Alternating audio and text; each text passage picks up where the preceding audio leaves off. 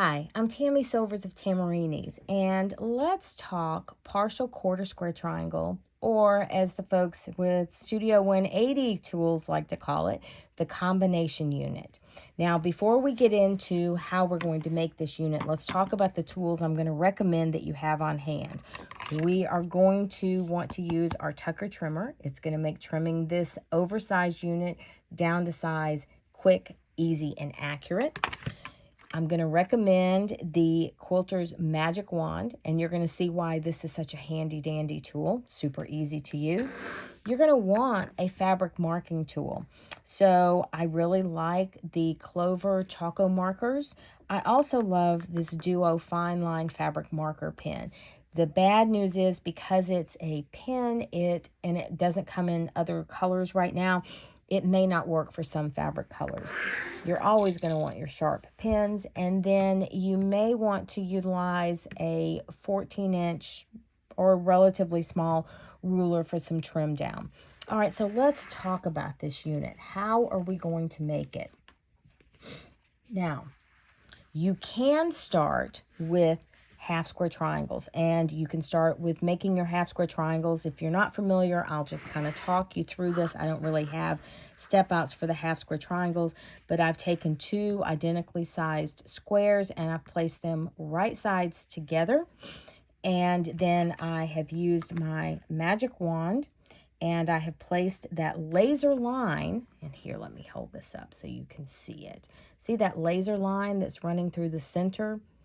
That is my 1/4 inch line. It is a 1/4 inch from that laser line to the outside, top right outside edge, bottom outside edge. So I can place that, my magic wand, down on the wrong side of my layered squares. I've got the laser line going corner to corner. I can use my fabric marking tool of choice, and I can mark on the left and right side of that line, and then sew. Now, when I do this, I'm going to cut these apart, and I am going to end up with two identical half square triangles. Okay, so I will press my seams open. This is going to give me a nice flat unit to work with. Now, I'm going to pair this half square triangle with a solid square, and I'm going to place those right sides together. Now, take a little bit of time. This is where just fussing with your square a little bit, as much as possible, you want to, oops, sorry, realized you couldn't see me. As much as possible, you want to line up these corners and these corners. We're again, excuse me, going to take that magic wand, and we are going to run that laser line. Keep scooting this down, my apologies. I have that laser line on my lime square corner, on my white corner, and I want to make sure that I've also got it lined up here on my black corner and again on the lime corner. Now, I'm going to use this gray Choco marker because I'm going to be marking on the white and on the black, so I need something that's going to show. So I'm going to mark on the back of both of these, and this marked line is going to be my sewing line. So now I can take this over to the sewing machine and I can sew on both of those lines. Okay, and when I do, I now have a unit that looks like this. So I can take, remember that 14-inch ruler that I told you I recommend? It's such a great handy little trim tool. Now I can use that 14-inch ruler and I can cut these two units apart. Okay, now when I do, I'm going to end up with a unit that looks like this. Actually, I'm going to end up with two units. Now notice I got mirror images. So if your pattern calls for mirror images, this is a great, easy, quick way to make those units two at a time. But be aware, you're going to get mirror images.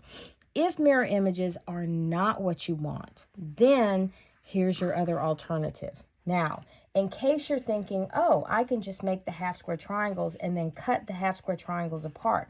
Well, dear friend, the answer is no, you can't. And let me show you why. Here is a half square triangle that I've made, and I cut it in half. Okay, that's great. So you're thinking, yes, I've got two black and white quarter square triangle units now. So let me turn these around, because when I go to pair these with a lime half square triangle, look at what happens. Yep, I'm getting those mirror images that we just saw. And that's not what I want. So what do? Well, so glad you asked. Let me show you. You're going to take a square, and I've already cut it, but you're going to take a square and you're going to cut it in half, corner to corner, corner to corner, so that you end up with 4 quarter square triangles. And I did this with my black and my white already layered, so I already had my pairs. So this way you can make your half square triangle side so that you are controlling your color placement. So if I want all of my units to have the white to the top and the black to the bottom, then I can absolutely do that. And then I'm going to take my lime.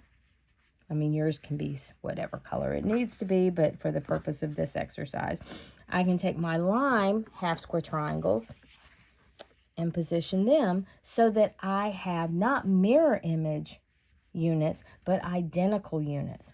So I would sew these 2 units together first. Now be aware, this is a bias edge, so we're going to treat it gently. We're not going to tug on it. I do recommend pressing that seam open. And then once that is sewn, then we're going to pair it up with our larger half square triangle unit. Okay. So when we do that, see, then the unit would look like this. That lime is still going to be larger than this if you started with all the same size squares. I do just because it's easy and it's quick. So I'm just going to eyeball center that because, again, this is oversized and I'm going to trim it down. Now, when we get ready to trim it down, this is why, you're going to see why I recommend the Tucker trimmer. All right, so the Tucker trimmer is super easy to use. It is designed specifically for trimming units down. It has 2 ends.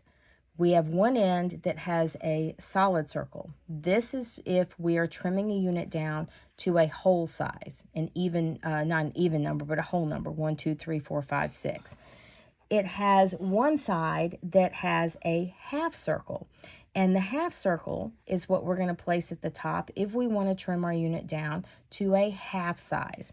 So I want to trim this unit down to, let's see, I'm going to trim it down to 4.5 inches. So I'm going to place that half circle here at my top. I'm right-handed, so it's at my top right. If I were left-handed, it would be at my top left. And because I'm trimming this down to 4.5, I'm going to take my diagonal line that runs from the top right to the bottom left, and it's going along that seam line between those 2 quarter square triangles.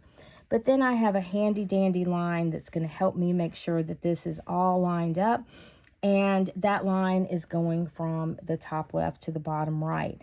And that intersection is right there at the intersection between the 2 quarter square triangles and the half square triangle. And then to trim, I'm simply going to cut up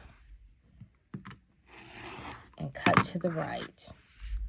And then I can pick this up, rotate it 90 degrees, and I'm going to repeat the process. This time, my diagonal line is going to follow this bottom seam line. And I'm going to snug those edges up that I just trimmed down here to the 4.5.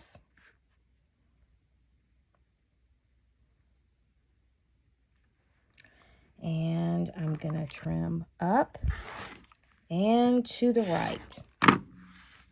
Whoops. And see, good cutting practice. I haven't moved my ruler yet, so I didn't get a good cut up there at the top. There we go. And let's get rid of that dog ear. And now I have a perfect trimmed quarter square triangle.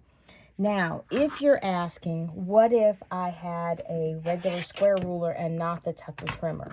Well, yes, you can do it because, and I apologize, this doesn't have any anti-glare coating on it, but we would still want to use that diagonal line. But to be honest with you, we don't have that reference point here of where our 4.5 is. So if I'm trimming this down to 4.5, let's see, the half of 4.5 is 2.25. So I want to slide my ruler down so that my 2.25 is right there at the intersection.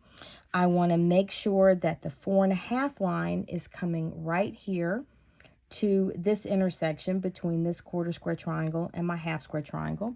I want to check and make sure that the 4.5 is coming up here to this line. And then I would simply cut up and across and rotate it and do the process again.